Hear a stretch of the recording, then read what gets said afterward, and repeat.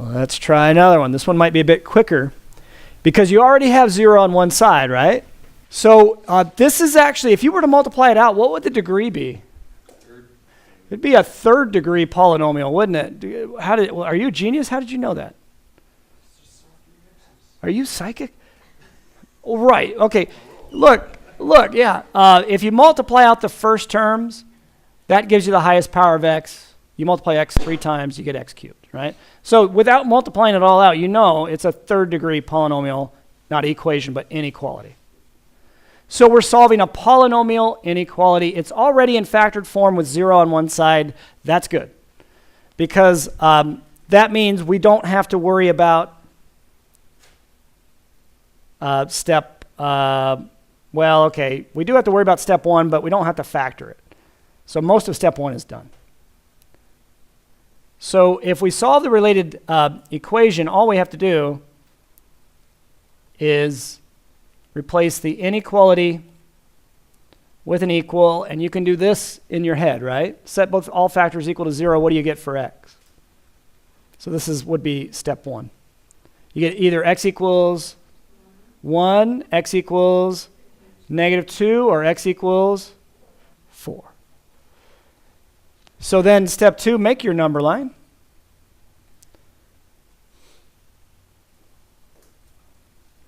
Put you don't have to worry about scaling it correctly, but you do have to worry about putting the smallest number on the left, right?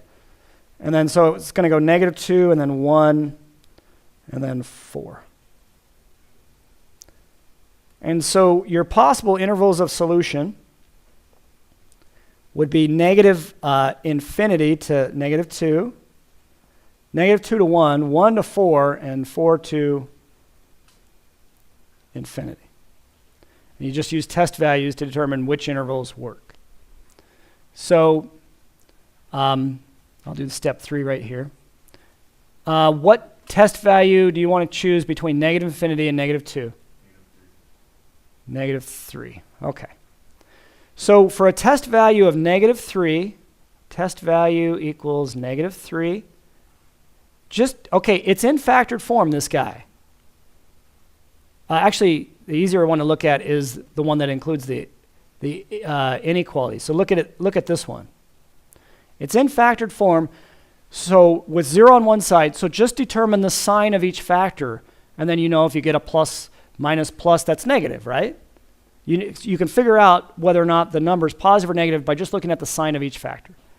So if the test value is -3, that's an x value. You plug in -3 here, what is that? -3 minus 1, positive or negative? Negative. So you got a negative times, what happens if you plug in a -3 there?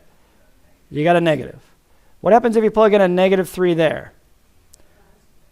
Negative. So you got a negative times a negative times a negative. You ask the question, does that, or is that greater than 0? No. No. So that's a no. And on the number line itself, that's no. In other words, don't shade the interval from negative to infinity to -2. No numbers in that interval will satisfy the inequality. And so you might predict it alternates, and it will, but be careful. If you have repeated factors, then it messes it up. So if your polynomial factors to have like x minus 2 quantity squared, it'll mess up that pattern of alternating solution intervals. So just go through and bear with it and test each one. So a test value between -2 and 1, 0. And so if you plug in a test value of 0 into the inequality, what do you get? Negative or positive for the first one? 0 minus 1 is negative. 0 plus 2 is positive. 0 minus 4 is negative. Is that greater than 0? A negative times a positive times a negative. Yes. 2 negatives multiplied together make a positive, right?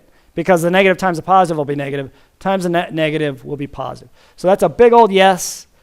That's a yes right here, which means we would shade in the interval from -2 to 1. What about the endpoints? Strictly greater than? So use either open circles or parentheses. Okay, you might suspect you get a big old no on the next interval, but let's check it. What do you use for a test value between 1 and 4? Yeah, don't get creative here.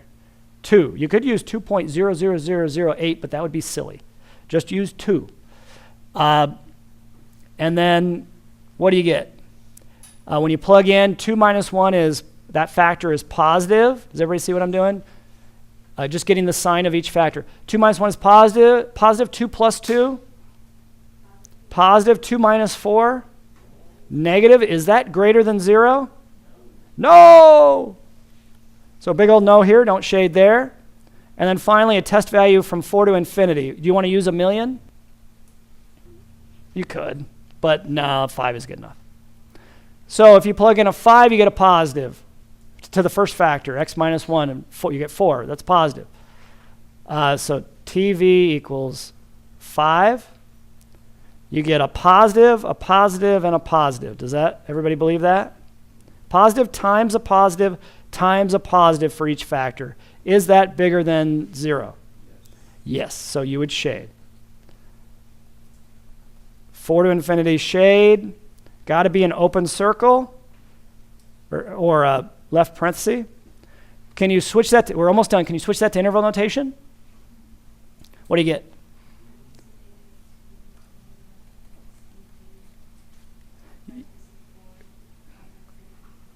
Good. And then I think I heard you say it. How do you join them together? Union. That's it, you guys. So any x value in between -2 and 1, not including the endpoints, or between 4 and infinity, not including 4, satisfies the inequality. That's all we're saying.